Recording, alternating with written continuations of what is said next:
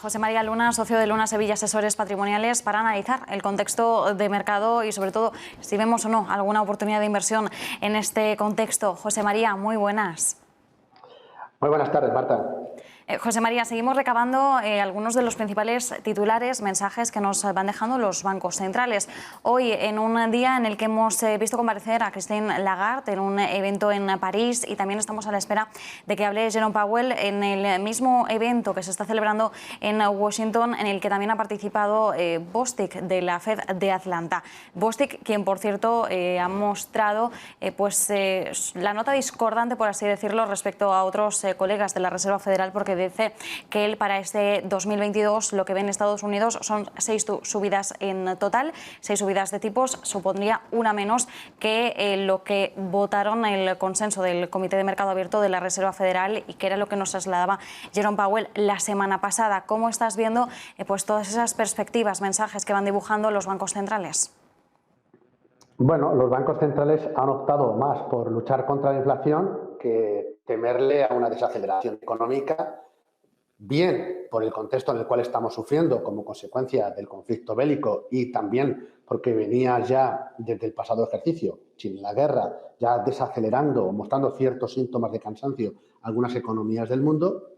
Y en segundo lugar, también, lógicamente, los problemas que está habiendo ahora mismo o venían por la cadena de suministros que procedían en este caso de Asia fundamentalmente y que de nuevo vuelven a acentuarse, ¿no?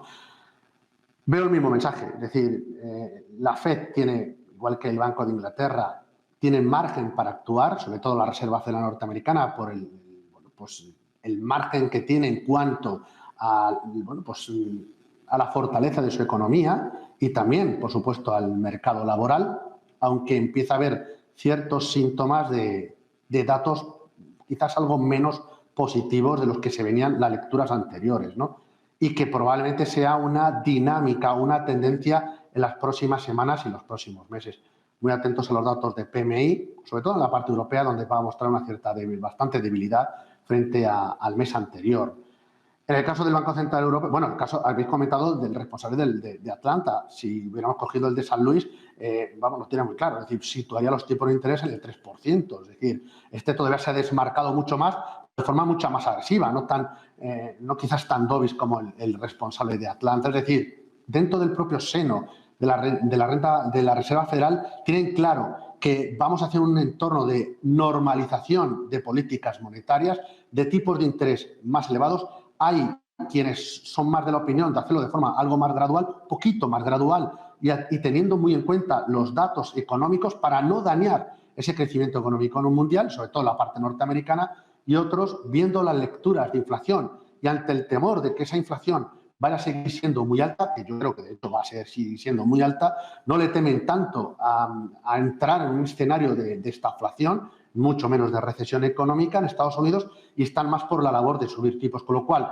atentos, el primer mensaje que le podemos dar a los televidentes, a los ahorradores, a los inversores, es que muy atentos a los movimientos de las políticas monetarias. Es decir, cuando ustedes estén diseñando las carteras de fondos de inversión de la hora y dentro de unas semanas o meses, tienen que tener muy presente que estamos en ese entorno, en ese contexto. No estamos en el contexto de los años atrás, donde veíamos cómo los bancos centrales lo que estaban haciendo era inyectando liquidez y además bajando tipos de interés. Estamos en una situación muy diferente, desacoplamiento de la actuación de los bancos centrales, en el caso de la Fed, más agresivos.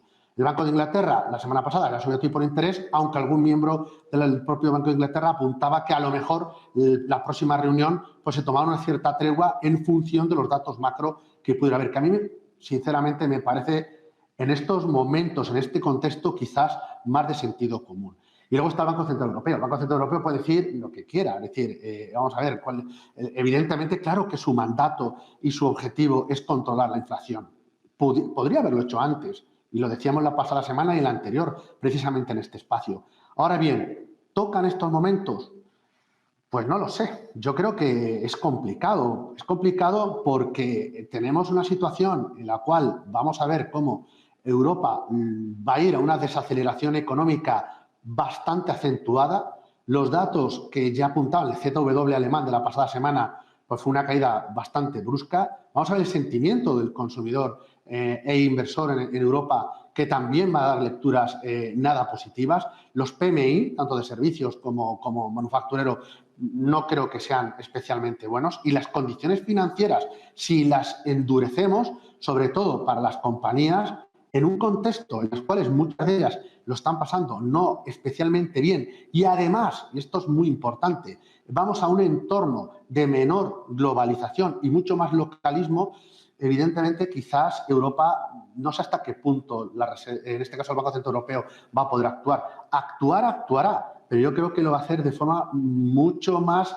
gradual, de forma mucho más pausada, pero porque en estos momentos es esclavo de la realidad. Y la realidad es que Europa va hacia, o va a intentar tener más Europa, es decir, el conflicto bélico de Ucrania, yo creo que va a marcar un antes y un después en muchas políticas europeas, en políticas fiscales, en políticas de defensa, en políticas sanitarias, etcétera, etcétera, y eso requiere un esfuerzo titánico por parte de mayor gasto público. Y, evidentemente, si eso, en un mayor endeudamiento público, estamos con un Banco Central Europeo que se retira, que compra menos activos de deuda privada o, sobre todo, pública y subiendo tipo de interés, a mí, personalmente, no me encaja mucho. Entonces, es lógico que los bancos centrales den ese mensaje.